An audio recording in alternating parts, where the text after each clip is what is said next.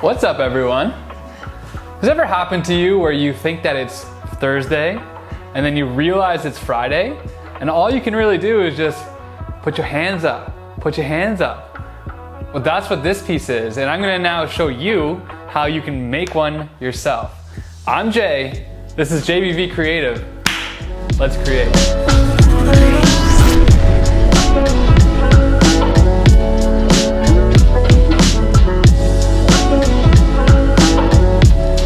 Before we begin, I just want to give a quick thanks to my sponsor for today's video, digitmakers.ca. They provided me with this D3D filament. It's freaking awesome, and it allows me to go through all the iterations that is required to make these projects happen. So thank you, digitmakers.ca. Let's get to the video. Okay, let's do this. This is actually one of my smallest builds that I've done so far. So this only takes 10 hours to print. You can print the whole thing in one build, and it's only about 120 grams of filament, so like $2 by my calculation. So get pumped, let's do this. This is gonna be super quick. So the first thing you're gonna do, take your base, take the small bevel gear, and that's gonna wedge into this hole in the side of the base. You're then going to take your crank and this little knob, put the knob into the end of the crank and snap it on with a C-clamp. Then take the crank that goes on the end of that bevel gear, just push it on, and take the large C-clamp. There's 3 sizes, there's a large, a medium, and a small. You need the biggest one. That snaps onto the end, boom. Make sure it spins, give it a few spins, make sure it's rotating, but it doesn't have to be perfect. Let's move on to the next bit. So, grab your, I think I called this an oscillating wheel, and this hex shaft. Now the hex shaft goes into the oscillating wheel from the front. Now that goes into this hole closest to the bevel gear that you just put in. And you take the bigger bevel gear and that goes on the end of that shaft. Now you grab your medium C-clamp and you clamp that into place. So give that a few spins, make sure everything's spinning. Just keep in mind, if it's not perfect, the more that you rotate everything, it will start to work itself in. Next thing we're gonna do, take your rack attack, and with the knob facing towards the front of the base, that slides into the slot here next to the stand. Next, grab your gear with slot thing.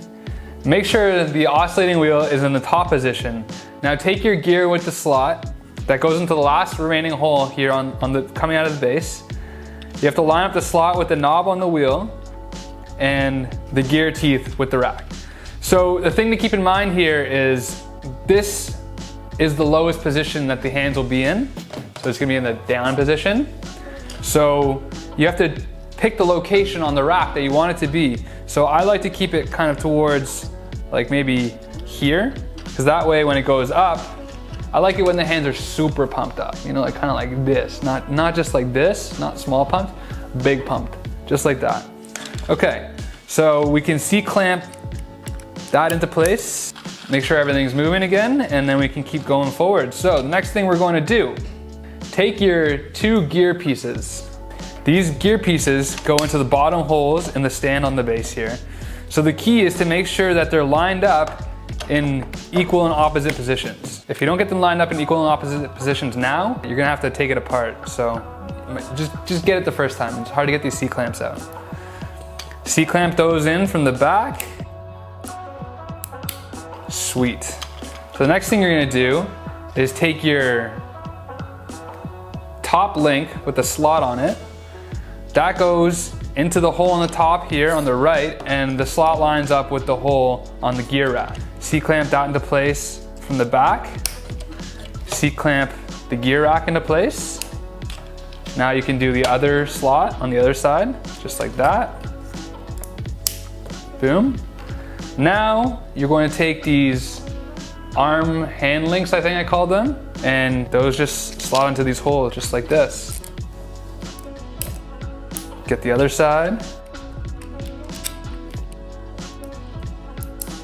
And then the final touch, take your hands, make sure thumbs are in towards each other, and that just slides onto the top, boom.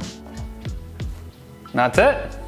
Simple, easy, fun. Let's show how pumped we are with a nice background and everything.